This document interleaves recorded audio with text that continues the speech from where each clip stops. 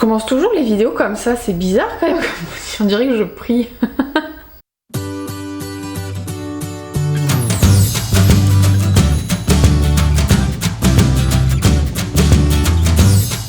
Hello hello mes petits chats, on se retrouve aujourd'hui pour une toute nouvelle vidéo. Alors une vidéo un petit peu spéciale, voilà, parce qu'on n'a jamais fait ça sur ma chaîne. Mais on s'est dit que c'était pas mal à faire, donc du coup bah écoutez, c'est quoi déjà l'expression qui verra verra? Oh putain, si je lui dis ça il va me tuer. La fille elle a fait elle. Qui vivra verra. Voilà, ça y est. Donc, petite explication quand même pour l'intro. Il s'agit d'une vidéo que je vais faire avec mon papa. Donc, au vu du confinement et ce qui se passe, ça fait un peu 6 mois quand même que je les ai pas vus. Voilà, ça commence à faire beaucoup. Et au fil de nos conversations en fait par téléphone, donc nous on commence par ouais, je vais l'appeler 5 minutes. Au final, ça finit par 2h30.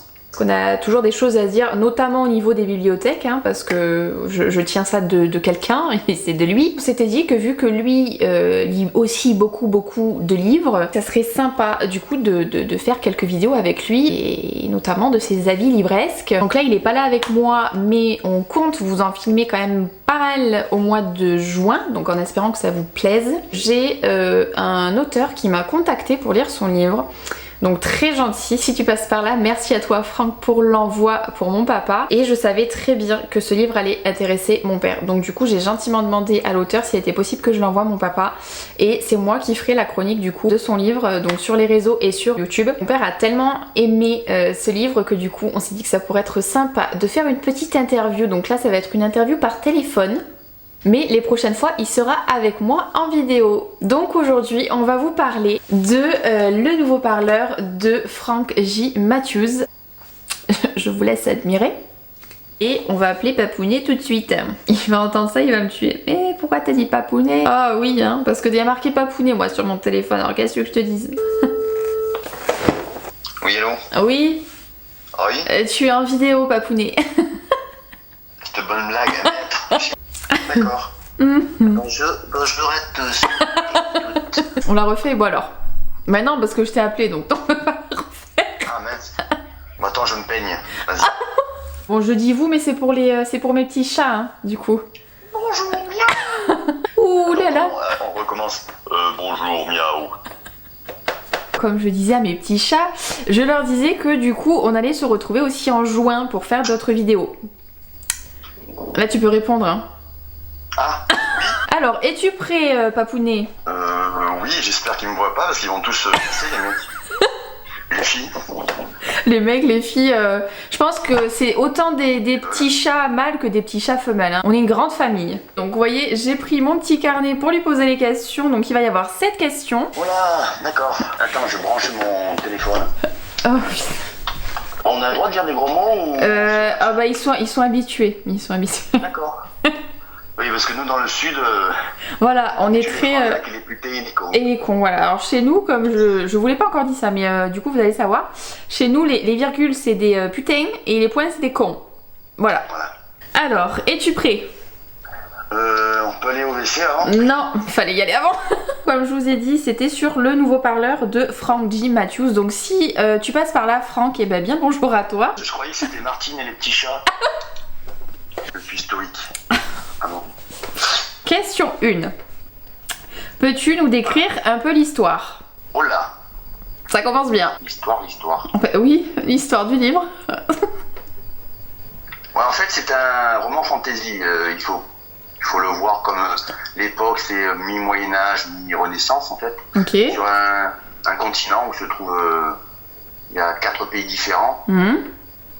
Donc chacun avec ses propres caractéristiques et traditions. Par exemple, je sais pas moi, Tavika au nord, c'est le pays de la terre qui fournit les matières premières grâce à ses mines et ses forêts par exemple. Ok. Les habitants, les Taniciens, c'est des gens robustes mais pragmatiques aussi, donc ils ont chacune des caractéristiques qui font qu'on voit en fait au fur et à mesure du roman se dessiner une carte en fait avec des pays sur ce continent. Il y a Tavika au nord, Pikaz à l'est, Alésia, je crois, au sud, et Géliac ou Géliac, je sais plus, en Franchouche, ouais. À l'ouest.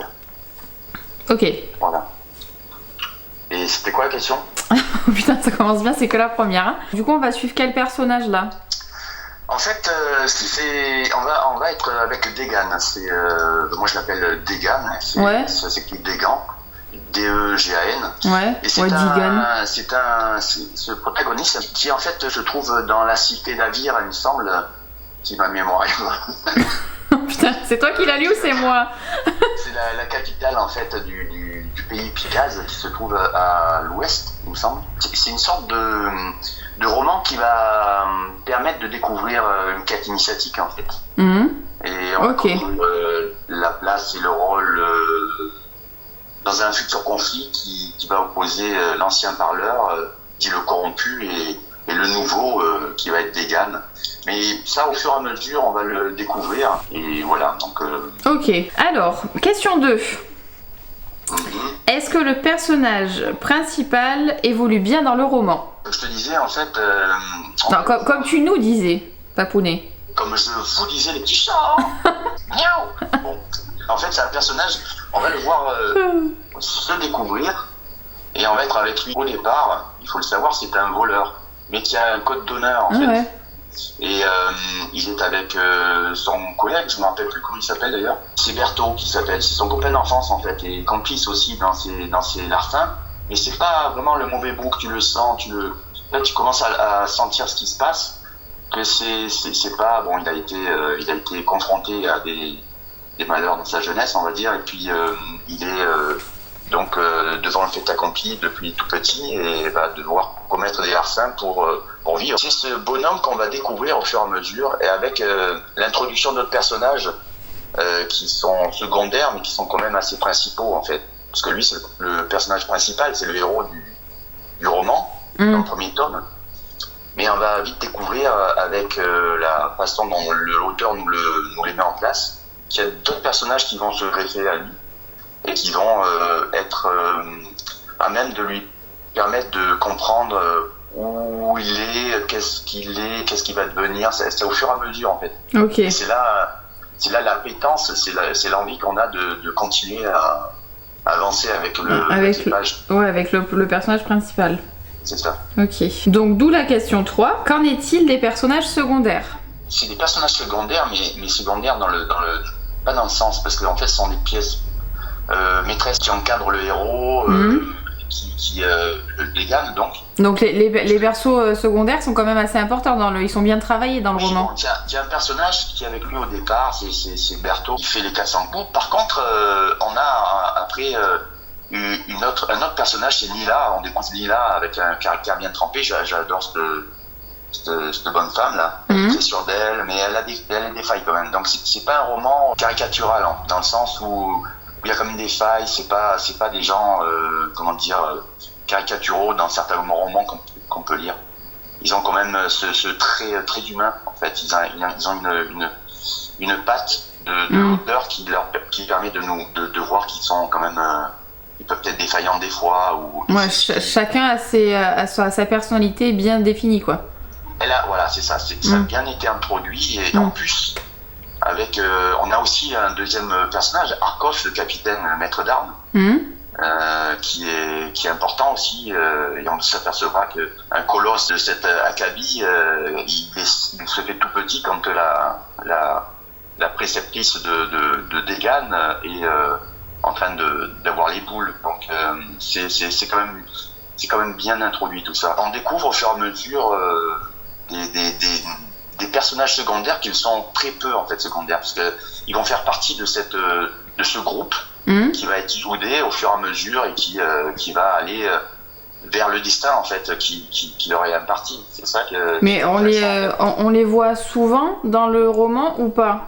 Est-ce qu'ils sont quand même récurrents, les personnages secondaires? Il y en a. Oui. C'est toujours les mêmes? En fait, oui, il y en a des personnages qui sont clés, puisque ça va faire partie justement de la compréhension du roman. C'est une sorte de quête initiatique, hein, comme dans certains romans. On est en plein dedans. Hein. Ok. Ok. C'est assez prenant. Je veux le relire. Ça m'a marqué quand même. Voilà.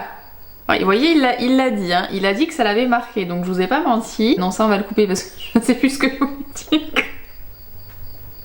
Oui, coupons-le. Tout ça pour dire que Matthew c'est un très bon écrivain, je pense. Voilà, qui va nous en pondre encore d'autres, notamment le deuxième tome, parce qu'il y a un deuxième tome, non? Alors moi j'ai vu qu'il y avait un deuxième et un troisième tome. Ouais. En 2021 il y a le deuxième. Donc c'est une trilogie, normalement. Je sais pas, je suis pas sûr.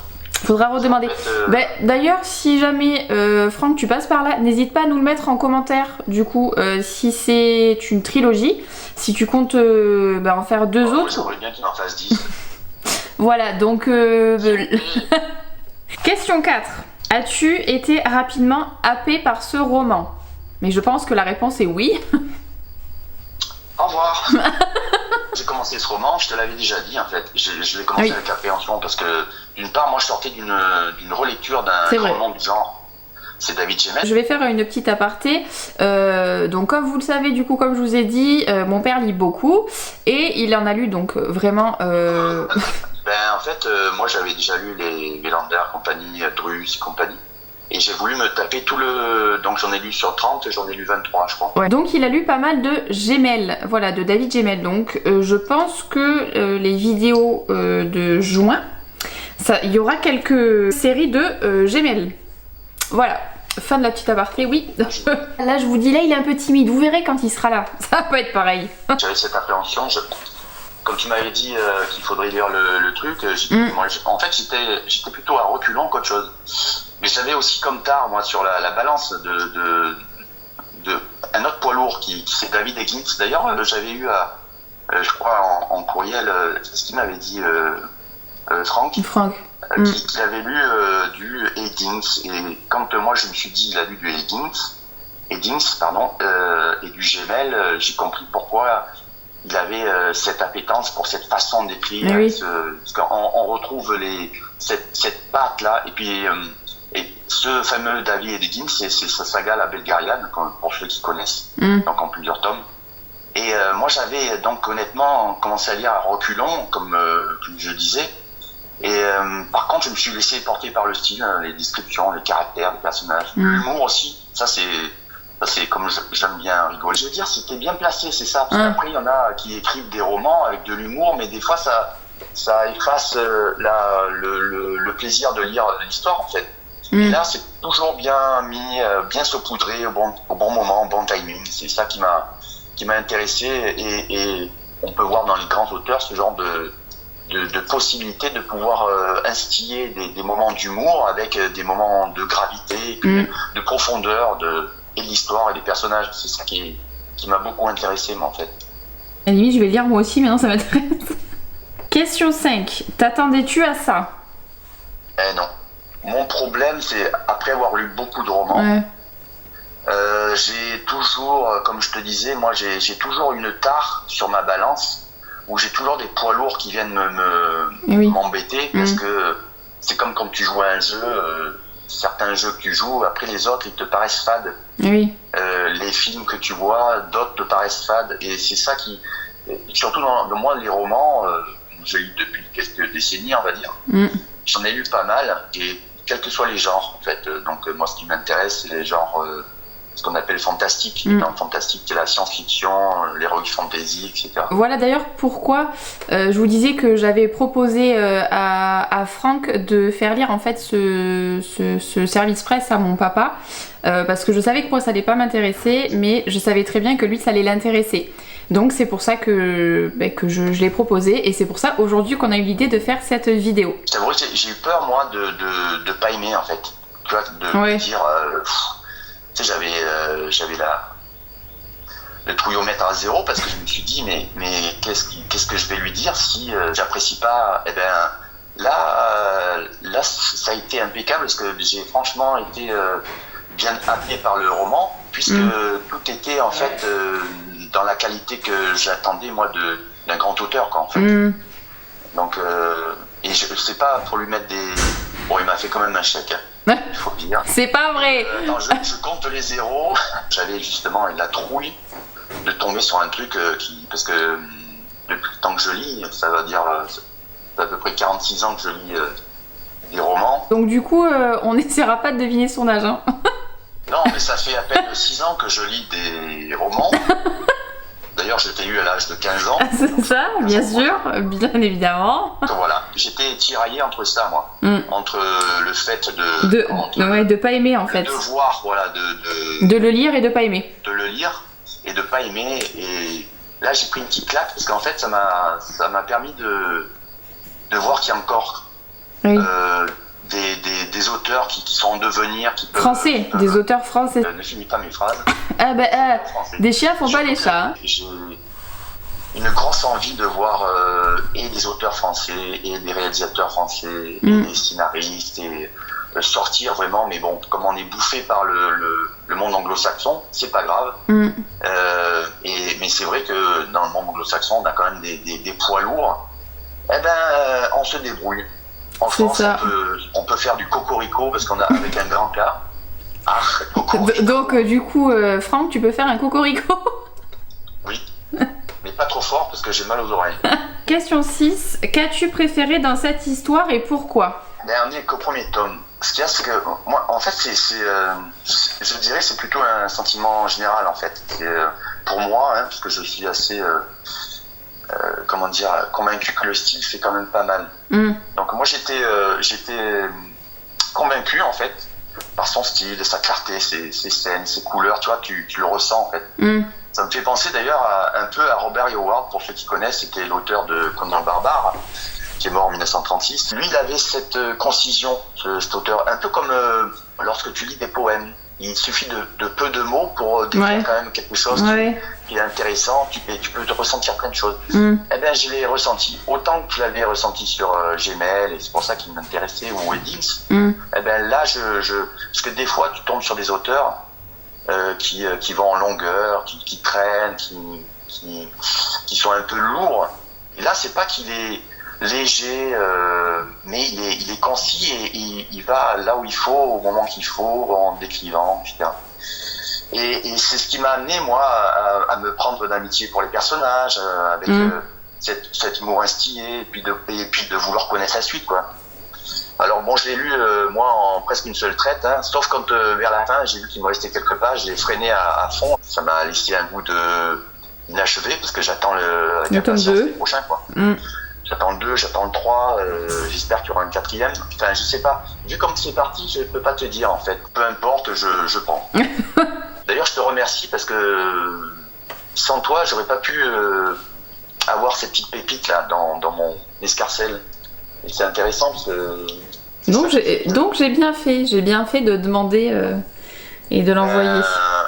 Au final, oui, je te remercie. Et je remercie d'ailleurs l'auteur de nous avoir pondu ce truc qui est pas mal. Dernière question, donc question 7, qui va être, je pense, rapide. Un mot pour décrire cet ouvrage. Un mot À moi, tu demandes ça? Oui, c'est pour ça que... Un mot, je dirais potentiel. Ça se tient. Parce que pour moi, l'auteur va...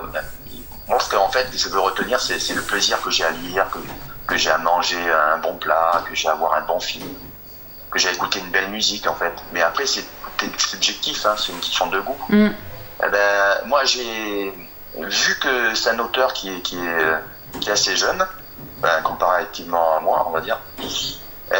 Il y a l'avenir, en fait, à ce qui va nous pondre. Et donc, c'est ça.